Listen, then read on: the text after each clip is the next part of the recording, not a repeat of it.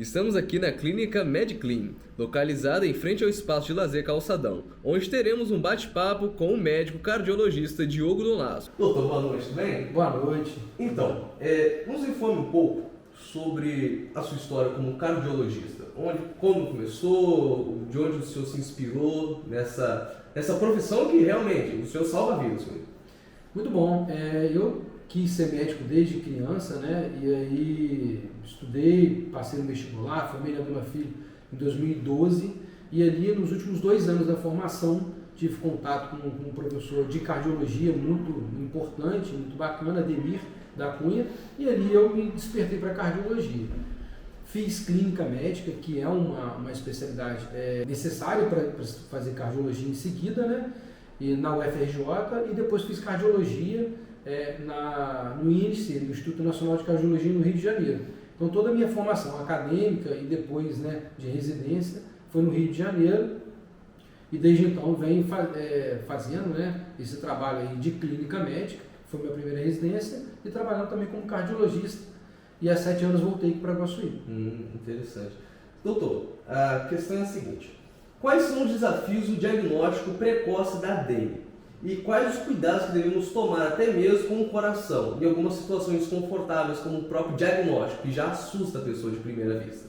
Perfeito. Então a dengue é a maior arbovirose no Brasil atualmente, é uma doença febril, né? E o diagnóstico precoce, muitas das vezes, ele é difícil. Por quê?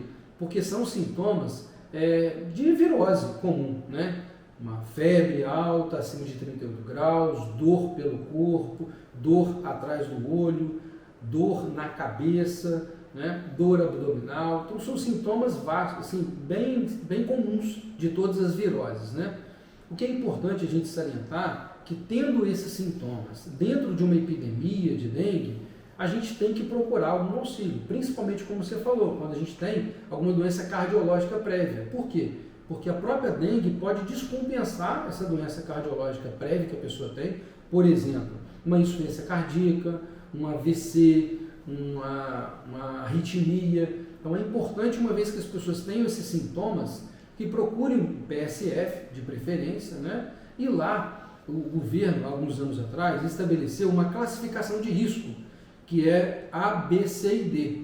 E essa classificação de risco classifica o risco que o paciente tem naquele momento, serve para fazer um acompanhamento. Então, por exemplo, ali é falado o seguinte: você está com sintomas brandos, você não tem nenhuma doença grave, basta observar, se tiver algum sintoma de risco, fala os sintomas de alarme para a pessoa e segue aqui acompanhando no PSF com a gente.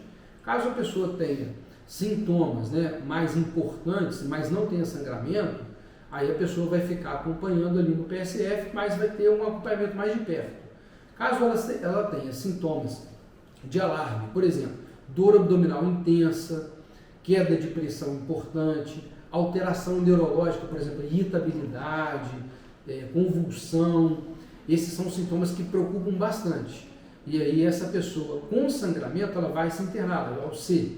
E o D são sintomas de choque, que é a pressão muito baixa, convulsão refratária, e essa pessoa vai para a UTI. Então, essa pessoa ela tem que ficar tranquila. Isso que é o principal. E aí você comentou do estresse. O que o estresse pode atrapalhar nesse diagnóstico precoce?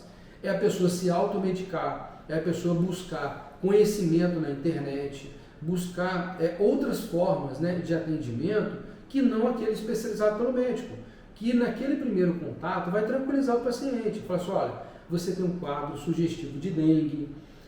Nos primeiros 3 dias a gente tem o diagnóstico, que é o NS1, que a gente pode estar fazendo o diagnóstico da dengue do paciente, que não é feito para todos, porque numa epidemia a gente tem que conter os gastos. Então esse diagnóstico é só feito para aqueles casos graves que vão internar, para aqueles casos que vão acompanhar ali no PSF, que não é grave, pode continuar, pode notificar, o profissional do PSF vai notificar, mas não necessariamente vai fazer o teste do paciente. Para aqueles casos mais graves, vai fazer o teste sim. E vai tranquilizar o paciente, vai dar sintomáticos, vai falar sobre a importância da hidratação, vai falar se ele tem ou não que internar, quando que ele vai ter que fazer sintomas. E esse contato ali com o atendimento especializado, já é motivo muito importante para tranquilizar o paciente e fazer com que ele tenha ali a segurança que está sendo bem atendido. Mesmo que ele tenha um quadro mais preocupante, ele vai se sentir ali abraçado pelo profissional de saúde. Sim, senhor. E o senhor é um cardiologista. Quais os riscos que podem ocorrer associando a dengue ao sistema cardíaco do paciente em geral? Como pessoas que já tiveram um contato com problema cardíaco, como pessoas hipertensas, pacientes com histórico de infarto, insuficiência cardíaca, o acidente vascular cerebral, como o senhor tinha comentado. E antes de nós termos começado a entrevista, o senhor tinha falado sobre a questão dos vasos. Perfeito. O senhor gostaria de explicar para nós? Lógico. O vírus da dengue, um dos locais que ele vai até o nosso corpo é a parede dos vasos, que a gente chama de endotélio. E ele inflama a parede desses vasos, em maior e em menor grau, dependendo do paciente, né? Quando essa inflamação é grande, há uma perda muito grande de líquido de dentro dos vasos para fora dos vasos. Então esse líquido vai se acumular no pulmão, no abdômen, no próprio tecido, nos músculos. E aí, como a gente está perdendo bastante líquido, né, do vaso para fora dele, a pressão cai muito. Então, quando essa pressão cai muito, isso intensifica a dor de cabeça, intensifica, por exemplo, arritmias que o paciente já tinha previamente. A pressão cai muito, pode piorar sintomas de AVC prévio que o paciente já teve, pode causar desmaios, pode causar até convulsão. E aí encaixa, por exemplo, esses quadros mais graves, de indicação de uma internação.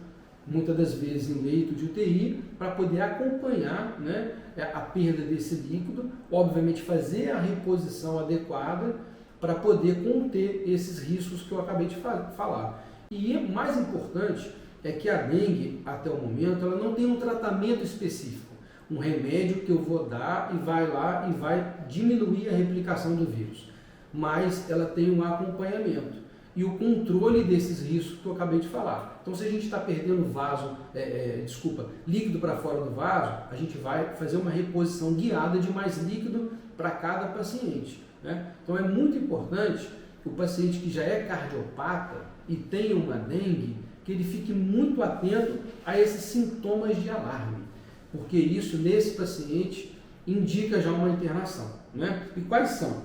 Dor abdominal persistente, vômito persistente, a pessoa que não está conseguindo ingerir líquido, isso é muito importante, hipotensão, queda de pressão importante, aumento do fígado e dor abdominal, como eu já falei, algum sangramento, né, no nariz, boca, ouvido ou ânus, e uma letargia, que é a pessoa que está lenta ou muito irritada ou tendo convulsões frequentes.